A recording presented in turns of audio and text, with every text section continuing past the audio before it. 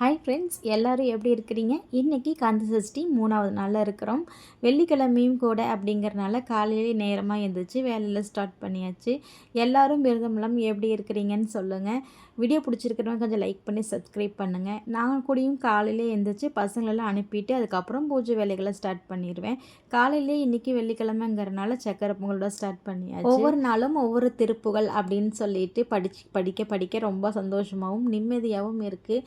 இன்றைக்கி வெள்ளிக்கிழமை நம்மளுடைய பிரச்சனைகள் தீர்றதுக்கு, அதே சமயத்தில் செல்வ நிலை மேலோங்கருக்குன்னு சொல்லிட்டு திருப்புகள் இருக்குது. கண்டிப்பாக எல்லோரும் அதை படிங்க. இப்போல்லாம் யூடியூப்பில் அடித்தாலே வருது, அதனால் ஈஸியாக படிச்சுக்கலாம். அதே மாதிரி ஒவ்வொரு நாளும் ஒவ்வொரு திருப்புகள் படிங்க.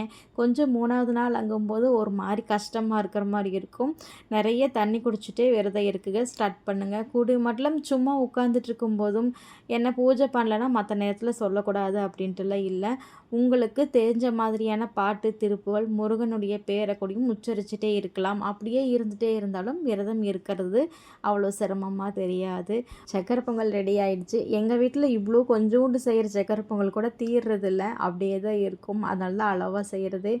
இதை முடிச்சுட்டு பூஜைக்குண்டான வேலைகள்லாம் பார்க்க ஆரம்பிச்சிடலாம். பொறுமையாக உட்காந்து பூஜை பண்ணுறது எப்போவுமே ரொம்ப சந்தோஷமான விஷயந்தான். 4 மணிக்கு பூஜை பண்ணுறது நல்லாயிருக்கும். இருந்தாலும் குளித்து ரெடியாகி முருகனை கை எடுத்துகிட்டு அந்த பூ மட்டும் வச்சு சாமி கும்பிட்டுக்கு மட்டும்தான் டைம் கரெக்டாக இருக்கும். அப்புறம் உட்காந்து நம்ம வேல்மாறல் போட்டு பச்சனையெல்லாம் பண்ணி பூ போடணுன்னா நம்மளுக்கு கொஞ்சம் டைம் எடுத்து பண்ணால் தான் நல்லாயிருக்குன்னு சொல்லிவிட்டு நான் பசங்களை அனுப்பிட்டு தாங்க செய்கிறது. அதுலேயும் இப்போது உடம்பு கொஞ்சம் சரியில்லாதனால எல்லா வேலைகளும் கொஞ்சம் பொறுமையாக தான் செஞ்சிட்ருக்கேன். வீடியோ பேசுகிறதே பார்த்திங்கன்னா கொஞ்சம் பொறுமையாக தான் பேச முடியுது.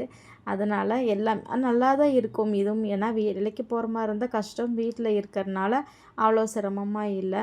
சந்தோஷமாக முருகப்பெருமானுக்கு அரோகரான்னு சொல்லி பால் அபிஷேகம் பண்ணேன். இன்றைக்கி முடிச்சுட்டு கொஞ்சம் வெளியே போகிற வேலை இருக்குது. கொஞ்சம் அப்படி இப்படின்னு போகும்போது இன்னும் கொஞ்சம் வேலைகள் எல்லாம் முடிஞ்சிடும். ஒவ்வொரு நாளும் ஒவ்வொரு அபிஷேகம் பண்ணுங்கள். எந்த நாள் இந்த அபிஷேகம் தான் பண்ணணுமா, அதுதான் பண்ணணுமா அப்படின்னெல்லாம் இல்லை.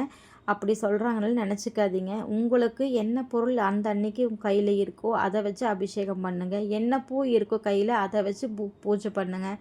அந்த மாதிரி உங்கள் பிளான் பண்ணிக்கோங்க. பிரசாதம் அப்படி தான், இந்த கிழமை இது வைக்கணும்னு சொல்லுவாங்க, அப்படின்றலாம் கிடையாது. நம்ம பழைய வீடியோவில் சொன்ன மாதிரியே பிரசாதமே பண்ண முடியலன்னு பிரச்சனை இல்லைங்க. நம்ம விரத நேரத்தில் சுத்தபத்தமாக தான் சமைக்கிறோம். வீட்டில் சைவம் தான் சமைப்போம். அந்த சாப்பாடே கூட முருகனுக்கு நீங்கள் பிரசாதமாக வச்சு வழிபாடு பண்ணலாம். ரொம்ப ரொம்ப நல்லது, எந்த தப்பும் கிடையாது. அதில் நிறைய பேர் பிரசாதம் பண்ணணும், அப்புறம் பூஜை பண்ணணும், பூ மாற்றணும், அது இது நிறைய யோசிச்சுட்டு தான் விரதம் வைக்கிறதுக்கு கூட தயங்குறாங்க. உங்களுக்கு வீட்டில் பக்கத்தில் ஒரு செம்பருத்தி பூத்திருக்கா, அதை கூட நீங்கள் பறித்து வைக்கலாம், ஒன்றும் தப்பு கிடையாது. டெய்லி இவ்வளோ வகையாக பூ வைக்கணும், பிரசாதம் வைக்கணும், அப்புறம் அர்ச்சனை பண்ணணும், இப்படி எதுவுமே கிடையாதுங்க. உங்களால் முடிஞ்சது செய்யலாம். போன வருஷம் நான் கூடயும் பார்த்தீங்கன்னா டெய்லி கோவிலில் வீட்டில் 1 தீபம் 2 தீபம் 3 தீபம் ஏற்றுற மாதிரி கோவில்லையும் போய் 1 தீபம் 2 தீபம் 3 தீபம்னு ஏற்றி 6 நாளும் 6 தீபமும் வீட்லேயும் ஏற்றினேன், கோவில்லையும் ஏற்றினேன். ஆனால் இந்த வருஷம் முடியல. நம்ம வீடு ஷிஃப்ட் ஆகி வந்தனால இங்கே இருக்கிறோம். இங்கே அந்த மாதிரி எதுவும் கோயில் எனக்கு பக்கத்தில் செட் ஆகலை. அதனால் கோயிலுக்கு போகிறதோட சரி, ஆனால் சாமி கும்பிட்டு வந்துடுவேன். வீட்டில் தான் விளக்கேற்றிட்டுருக்கேன். அங்கே பொதுவாக விளக்கேற்றுற இடத்துல வேணால் விளக்கேற்ற முடியுது. அதே மாதிரி நான் காலையில் இன்றைக்கி 3 தீபம் ஏற்றுறேன்னா திரும்பவும் சாயந்தரமும் ஏற்றுவேன்னா ஏற்றுவேங்க. ஏன்னா சாயந்தரம் சாமி கும்பிட உட்காரும்போது சும்மா அதை அப்படியே விட முடியாது. அதனால் ஏற்றி கும்பிட்றது தான் வழக்கம். நாளைக்கு டே 4 சனிக்கிழமை. இன்னொரு நல்ல ஒரு வீடியோவில் பார்க்கலாம்.